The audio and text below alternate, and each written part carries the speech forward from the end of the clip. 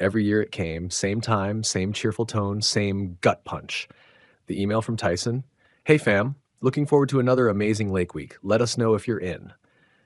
I didn't even finish reading it before closing the tab. My name's Darren Walker. I'm 41 years old, living in Columbus, Ohio, and I've been unofficially uninvited to my family's annual reunion at our childhood lake cabin for the past 7 years. Not once in writing, of course. My mom, Loretta, is too gracious for that. But there's always a reason. Always. Last year it was Tyson's kids needing the bunk beds. The year before that, Wyatt's new wife was allergic to pet dander. Never mind, I don't even own a dog. Every single summer, there's a subtle reshuffling of excuses until I'm not on the list. This year would be no different. I kept the email open just long enough to feel the sting before Brandon walked up behind my desk. Let me guess, Lake House email day? I minimized the window so fast I almost slammed my mouse. "Bran, not today."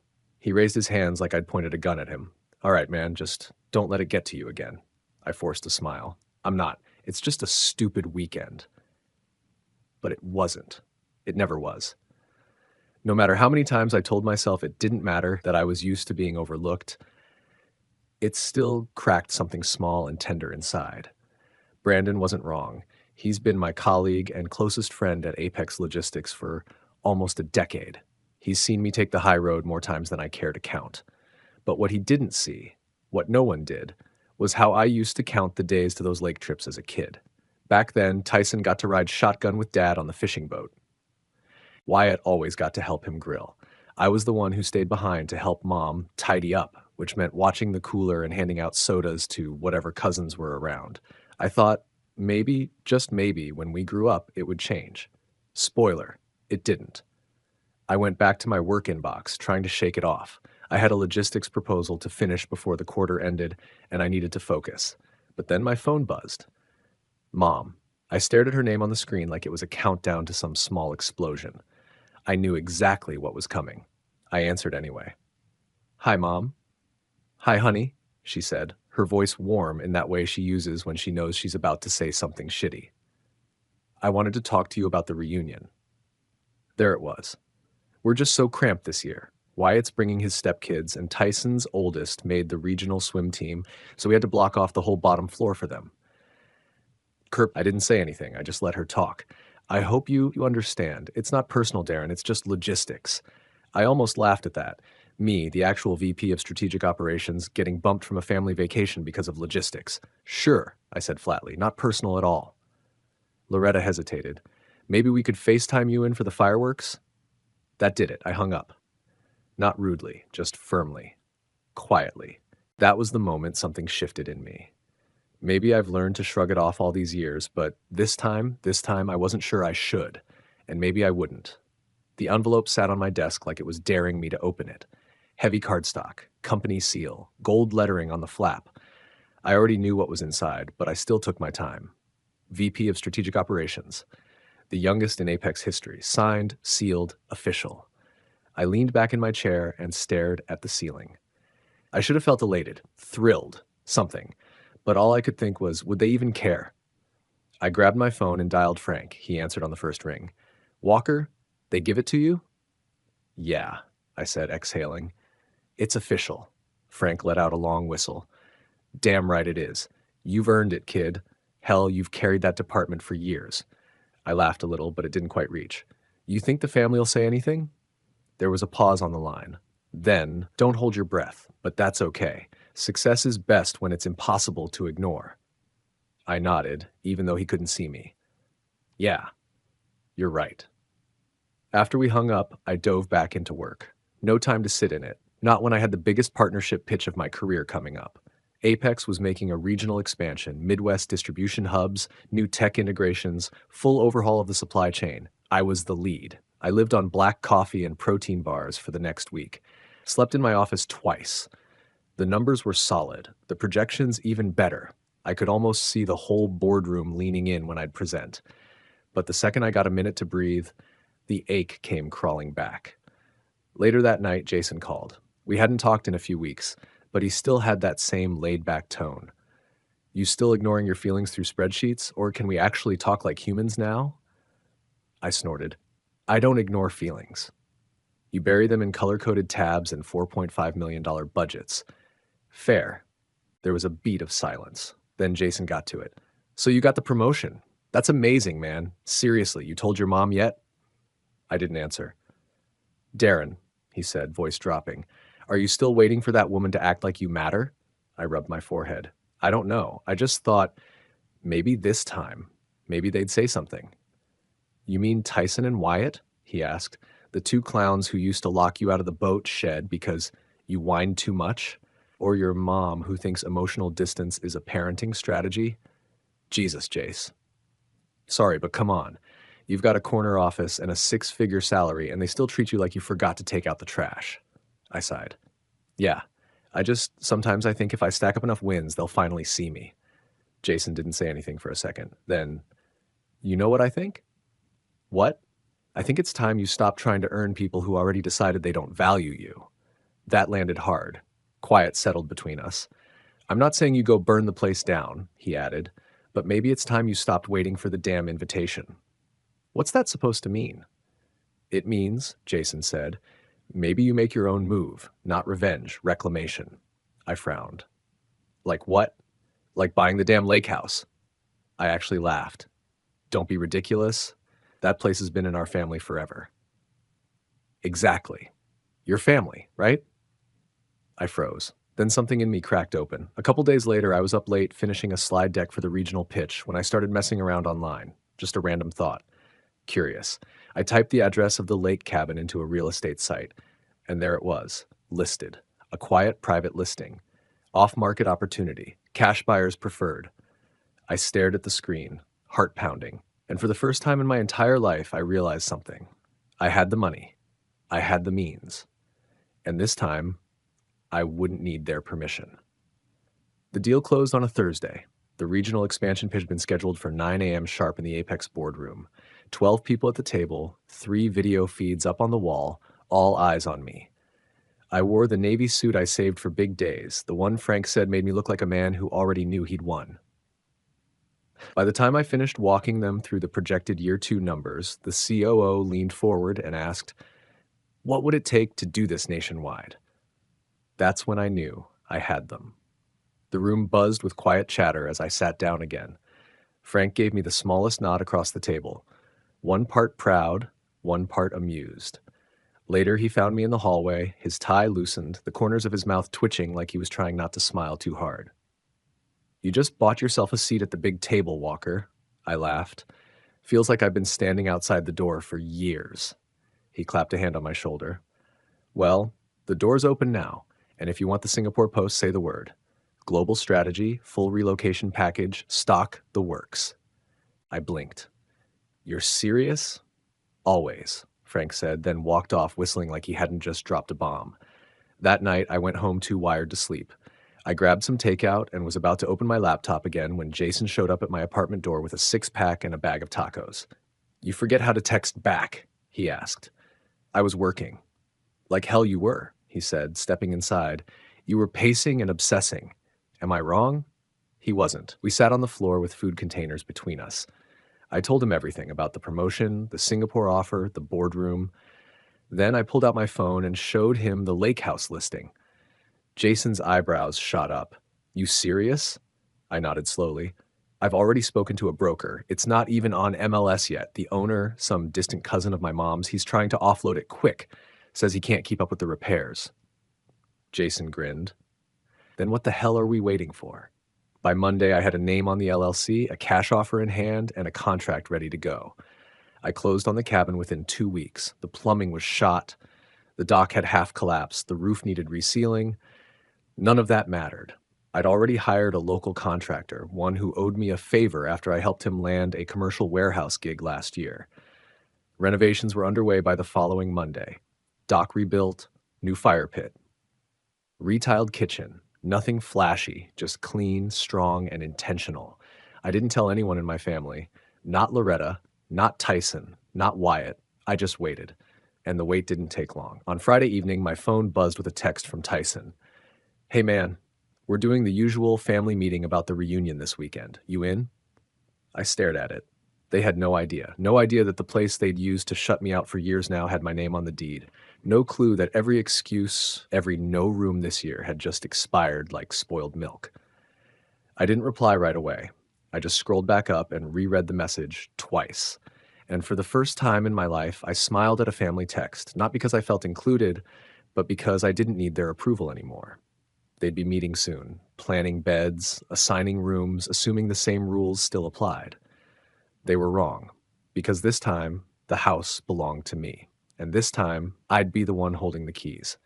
The reunion was set for the second weekend of June, same as always. I didn't tell them anything beforehand. No hints, no heads up, nothing. Just let them plan it like they always did, with Loretta overseeing room assignments and Tyson acting like the house manager. I arrived at the lake house a day early. The place looked better than it had in years. The new dock stretched out into the water, solid and smooth. The siding was clean, the porch freshly stained. Inside, the plumbing actually worked. The back bunk room didn't smell like mildew anymore. Every corner of the place had been touched by someone who gave a damn.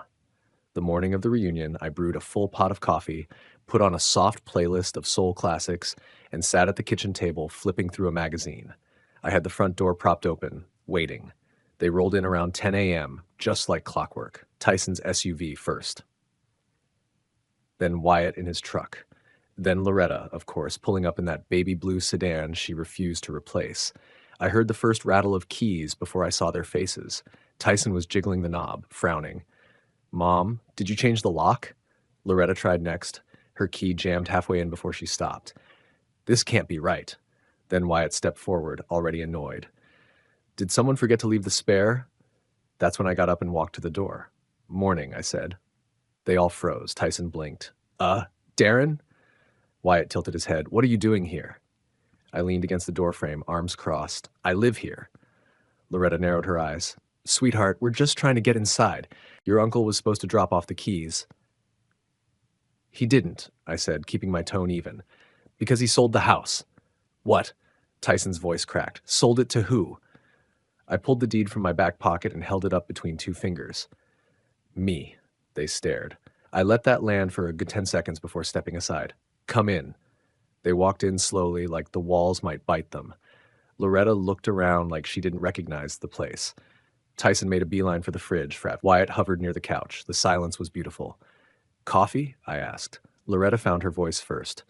"I don't understand. When did this happen?" "Few weeks ago," I said. "Place was quietly listed by Uncle Roy. He needed out. I had the means. The rest is history." Tyson ran a hand through his hair. "Why didn't he tell us?" I shrugged. "Maybe he assumed you wouldn't care. You only ever showed up once a year." Wyatt was scowling. "So what? You bought the house to keep us out." "No," I said, calm as glass. "I bought it because I could. Because I've been told for years there wasn't space. Now there is, and I'm the one who decides who gets in."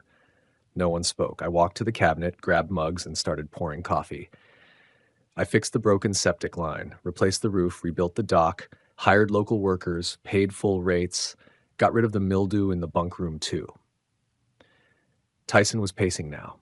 "I mean, what are we supposed to do? We came all this way." "Then stay," I said, setting mugs on the table. "Have your reunion. Let's see what it feels like to be guests in my house." Loretta sat down slowly, still stunned. "You did all this alone?" I nodded. "Every check, every call, every decision." Wyatt looked around like the walls had betrayed him. "So now what? You gonna sell it again? Flip it for profit?" I smiled. "Nope, I'm keeping it." They all stared. I took a sip of coffee and leaned against the counter. "You wanted a reunion? Let's have one." Loretta cleared her throat. "And after that, what's your plan?" I reached for my phone, opened an email, and turned the screen toward them. Frank offered me Singapore, international operations, full relocation. I said yes. Tyson sat down hard. Wyatt looked like he'd been slapped. I set my cup down and let the silence stretch. "I start in September," I added, "so this summer's the last time I'll be here for a while." Loretta's eyes welled, but she didn't say a word. For once, they didn't have a script. No guilt trips, no justifications. Just three people sitting in a house they thought they owned, realizing too late that I'd already left them behind, and I wasn't coming back the same. We spent the first hour circling each other like strangers in a museum, pretending to look at things we already knew. Wyatt stood in the driveway half the morning, muttering into his phone.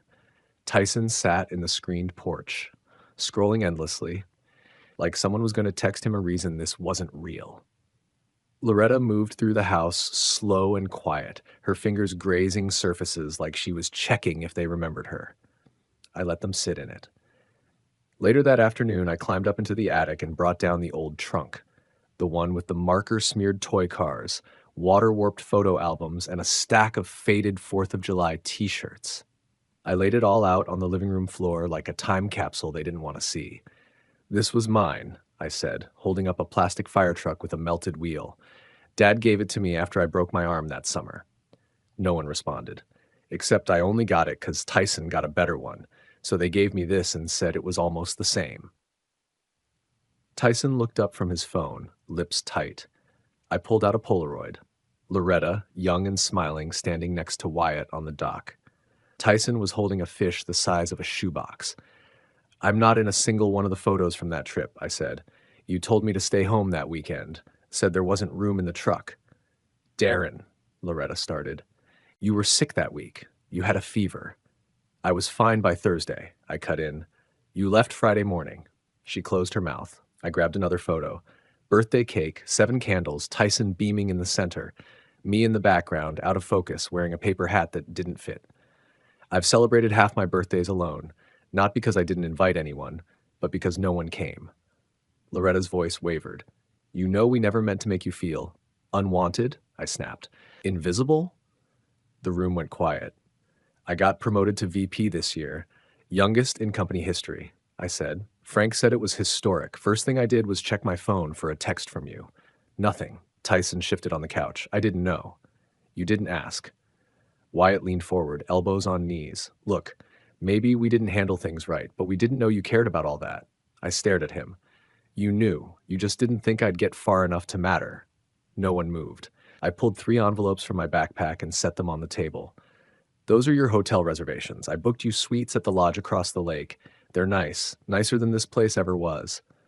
Tyson looked confused. "You're kicking us out?" "No," I said calmly. "I'm ending the cycle." Loretta blinked. "What cycle?" "The one where you pretend I don't belong, where I show up anyway, hoping for scraps. Not this time. This house needs rest. So do I." Wyatt stood up fast. "So that's it? You just cut us out?" I walked to the window, looked out at the dock glinting in the sun. "I'm not cutting anyone out," I said, "but I'm changing the rules." I turned to face them. "You want a reunion? Fine, but it doesn't happen in my shadow, and it doesn't happen under your terms." Loretta's voice cracked. "Do we still get to come back?" "Maybe," I said, "if you learn how to knock first." Tyson's mouth opened, then closed. I stepped back toward the stairs, heart racing. "You can stay for the evening," I said. "Dinner's at 7. After that, I suggest you get some rest. Long drive to the lodge." I didn't wait for a reply. I just climbed the stairs 2 at a time, leaving the weight of years sitting stunned in my living room. Let them sit with it. I'd carried it long enough. The lake house had this narrow balcony that overlooked the water, barely wide enough for 2 chairs and a side table. It used to be where Dad smoked cigars and sipped cheap bourbon, always saying he was soaking in the quiet. I never once saw him invite anyone else up there. That night, Loretta asked if we could talk. "Just the 2 of us," she said, her voice softer than usual. Not gentle, just quieter, like she didn't want anyone else to hear her uncertainty. I didn't answer right away, but I didn't say no either. I poured myself a cup of coffee, black, and walked out onto the balcony. A few seconds later, she followed, holding something small in her hands. She sat down in the chair across from me, carefully, like the wood might give out. She didn't look at me at first, just stared out at the lake like it held answers she couldn't say aloud. "I brought something," she said finally. She handed me an old shoebox. I recognized it immediately. It used to hold my 5th grade sneakers, white with red laces I begged for. Inside now was a mess of clippings, folded programs, and crinkled photos. I pulled one out, a newspaper article from a local business column with a photo of me standing in front of Apex's first regional hub. She kept going. "Your college graduation program. The one I couldn't attend because Tyson broke his arm that week. Your early employee of the year plaques. Printouts from your website when you launched the logistics division." I stared at the box in silence. "I kept track," she said, "even if I didn't say it. I didn't know how to say sorry without making it worse. I looked at her, trying to see her as a woman instead of a role. She looked tired, not weak, but like someone who'd finally started carrying the truth. You told me there wasn't space, I said, my voice low, year after year, and I believed you. Her hands trembled in her lap. I didn't think you wanted to come. Of course I did, I snapped, but you only made room for the sons who made sense to you. Loretta winced. I thought if I left you alone, maybe you wouldn't need as much from me. I didn't need money. I didn't need attention. I just needed to matter. She looked away. Just then, the balcony door creaked open.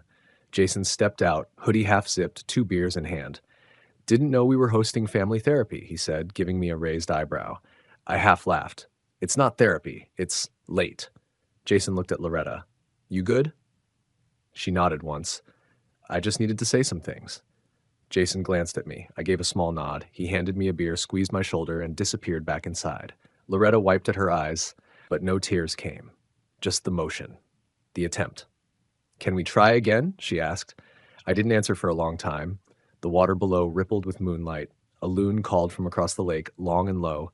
You'll have to do better than that, I said finally. She nodded. Not like she agreed. More like she understood the weight of what she was asking. A knock came from downstairs. Then a voice. Darren? Tyson. Can we come up? I looked at Loretta. She looked at me. Your brothers, she said, sitting straighter. They've been talking since dinner. I think they're scared. I didn't say anything. I stood, walked to the door, and called down. Give me 5 minutes. Okay, Tyson replied. We'll wait. I turned back to Loretta. You wanted a second chance? I said. This is how it starts. She gave a small nod. I'll take it.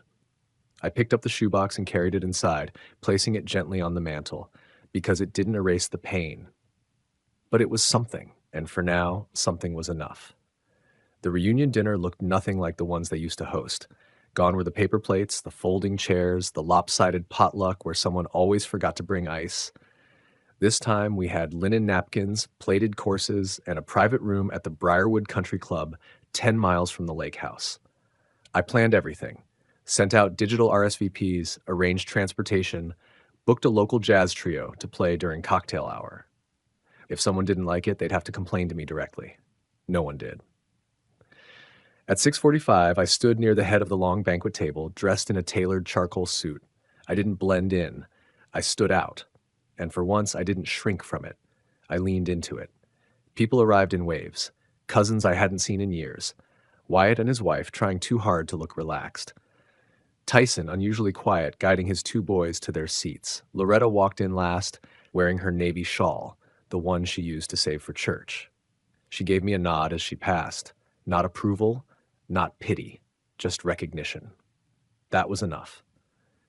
When everyone was seated and the salad course was cleared, Frank showed up. I hadn't told the family he was coming. Most of them didn't even know who he was. But when he entered the room in that sharp blue suit with his signature half smirk, every eye turned toward him. Frank stood behind his chair, clinked his fork against his glass, and smiled. Sorry to interrupt the wine and warm bread, but I wanted to say a few words. I felt my stomach tighten. Frank looked at me, then at the table. Some of you know Darren as your brother, cousin, or son. I know him as the guy who rebuilt our regional strategy from the ground up. The guy who once ran a $70 million logistics pipeline smoother than most people run their inboxes. He reached into his coat pocket and held up a magazine. This, he said, turning it to show the cover, is next month's issue of Global Ops Weekly. That's Darren on the front. Headline reads, The Quiet Architect of Apex's Global Expansion. A small wave of gasps and murmurs rolled through the room. Tyson looked stunned. Wyatt blinked, mouth half open. Frank laid the magazine on the table. In a few months, he'll be leading international operations out of Singapore, and if you don't already know how big that is, you will. He raised his glass.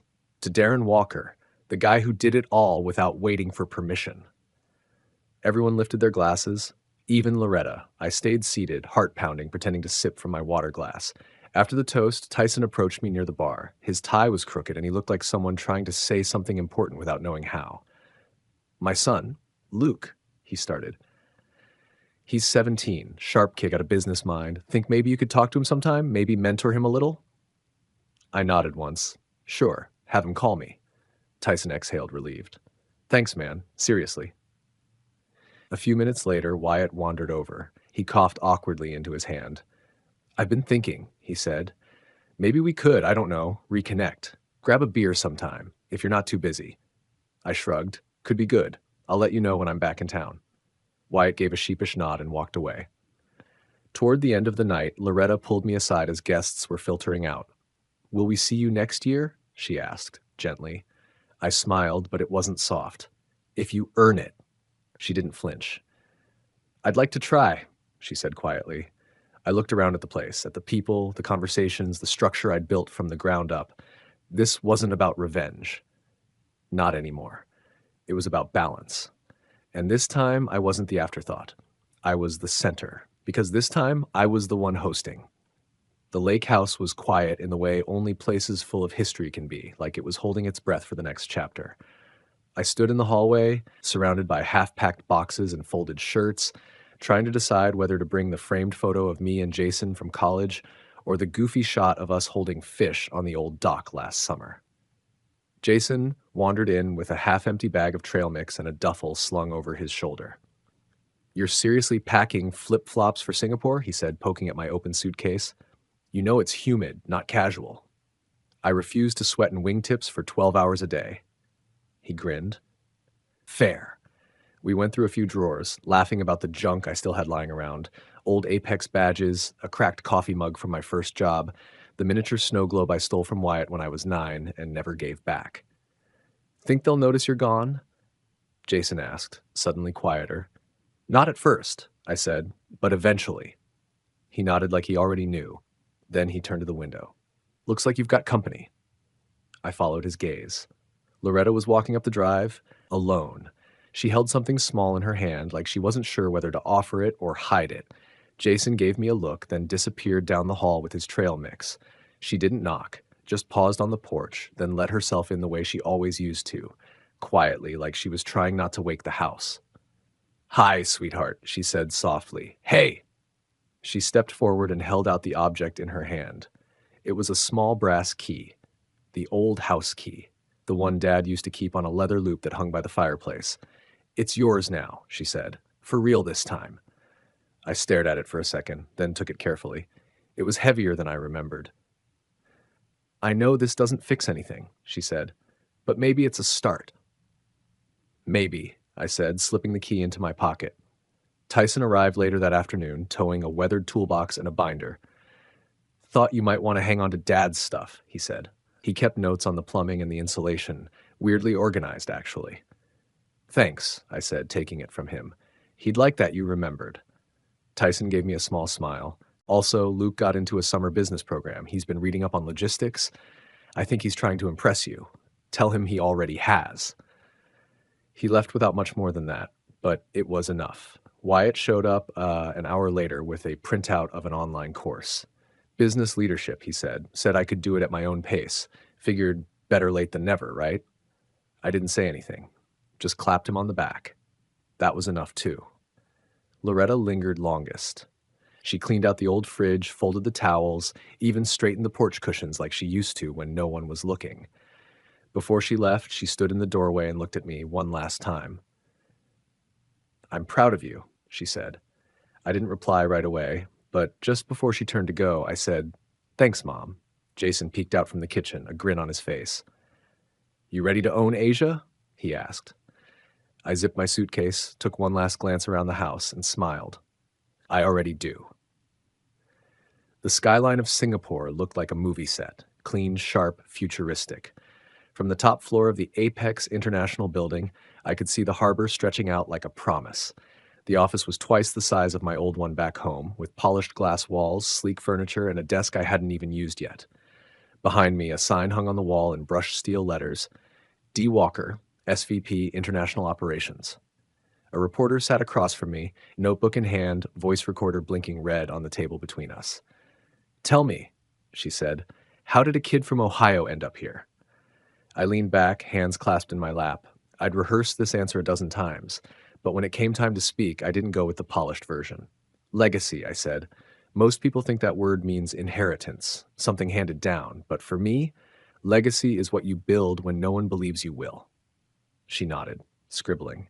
I talked about logistics, growth, long nights. But in between the metrics, I slipped in the truth. There was a time, I said, when I kept trying to earn respect from people who had already decided I didn't matter. I thought if I just achieved enough, they'd see me differently. And did they? She asked. I smiled faintly. Eventually, but by the time they did, I'd already stopped waiting. After the interview, I walked back into my office and opened my phone. I had one unread message in the Walker family group chat. Yes, that was a thing now. A photo. Tyson, Wyatt, Loretta, and even Wyatt's wife, all standing in someone's living room, holding little Mandarin phrase books, grinning. The caption read, "Practicing for Singapore 2026. Better have room for us." I chuckled and shook my head. Then I stepped out onto the balcony. The city hummed below. Planes took off in the distance. Somewhere down there, shipments were moving on time because of a system I helped create. I snapped a quick photo of the view and sent it back to the group. No words, just the picture. A minute later, Loretta replied, "You built something beautiful, sweetheart?" I didn't reply. I just looked out at the city again, letting the quiet wrap around me. It wasn't perfect, but it was progress. And for the first time in my life, I wasn't chasing anyone's approval. This was my story now. My house. My terms. My legacy.